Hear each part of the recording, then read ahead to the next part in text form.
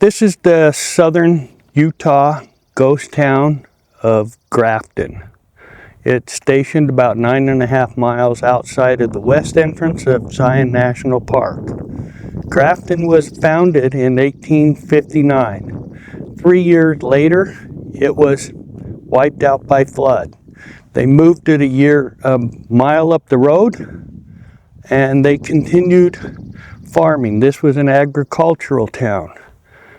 And over all of its years, they were constantly being flooded by the Virgin River on the right and flash floods coming out of the canyons on the left. These two buildings behind me, the church slash school slash meeting home, and behind it, the Russell home, were built around 1888. The town was constantly being inundated with flooding and silt filling the irrigation canals, and eventually, I mean, at its peak in the late 1800s, it had about 250 occupants. People slowly started drifting away, moving over to Rockville and down into Hurricane. Interesting thing about Hurricane, I don't know where the name came from, but it is spelled as hurricane, which doesn't make any sense to have a town named Hurricane in a landlocked area like Utah. But they also don't pronounce it hurricane, they pronounced it hurricane. And we're going to walk around the buildings here a little bit. The local preservation society has preserved half a dozen homes in this area. But interestingly, the town was abandoned around 1921, and 6 years later, there was a movie that was filmed here, and this place has been used as the backdrop of half a dozen movies. The most prominent one was the 1969 Butch Cassidy and the Sundance Kid. And if you'll recall in that movie, right here where I'm standing, there was a home that Etta Place lived in. Catherine Ross, the actress that played Etta Place. This home stationed right here on this corner was actually a movie prop, and after they were done filming, the local historical society said, go ahead and leave the home, it kind of fits in. And so the home sat here for about 20 years. I'll insert a picture right here of a visit that I made to this town, and you can see that cabin in 1982 when I was here. Well, in the late 1980s and maybe early 1990s, a couple of mountain bicyclists got caught in a sudden summer rainstorm, and they took shelter inside this cabin. And in this prop home, and not realizing that the cabin was only made as a prop, and it was just made out of wood, cardboard, and a little bit of plaster to simulate rock. They decided to build a fire in the fireplace, which probably didn't have a chimney on it because it was false. They decided to build a fire inside the fireplace to dry off their clothes and to warm up. Well, as soon as they lit the fire, of course, there was just this poof, and the cabin went up, and so it was burnt down. So we're going to walk around the town here, look at some of the homes, look at some of these prominent buildings that have been preserved. They've done a fantastic job of preserving this town. And then we'll go over to the cemetery, which is just half a mile down the road here, and we'll take a look around there.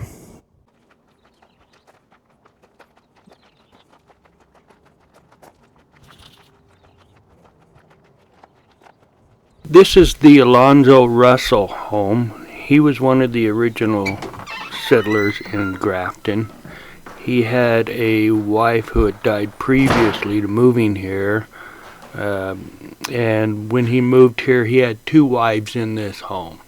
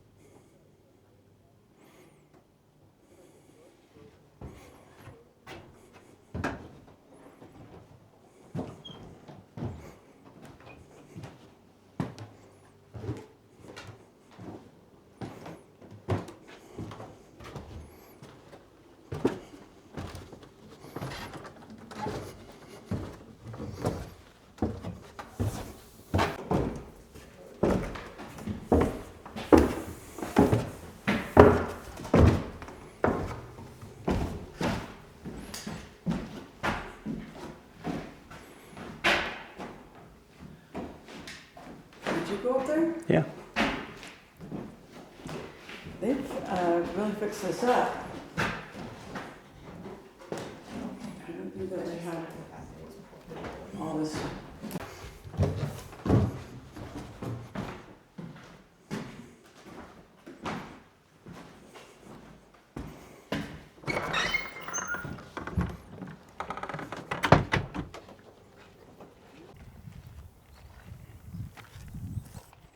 This was the home of Alonzo Russell's 4th wife, Louisa Marie Russell, who raised 6 kids in this home across the street from his main house. This was rebuilt, but this looks completely original.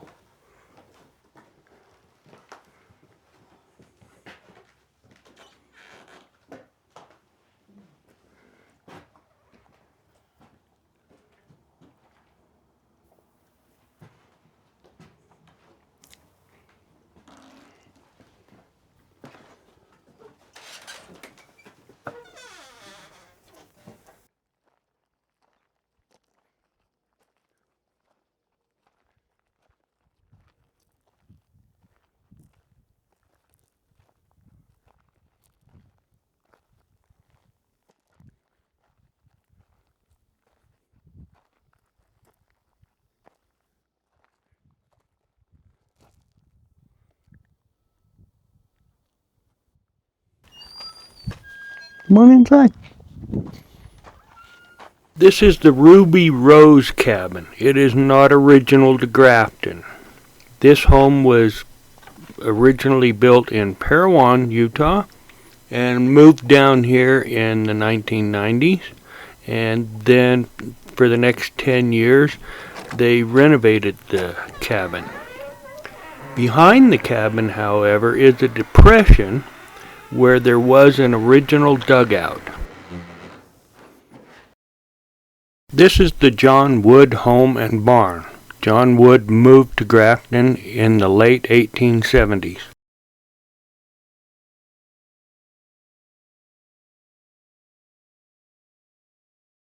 The Grafton Cemetery has over 75 bodies buried here. One of them is a 9-year-old boy that was drugged to death by a horse. In 1866, there were 14 deaths in the Grafton area, half a dozen of them from diphtheria, 2 of them from scarlet fever, and 2 teenage girls that died of a swing accident.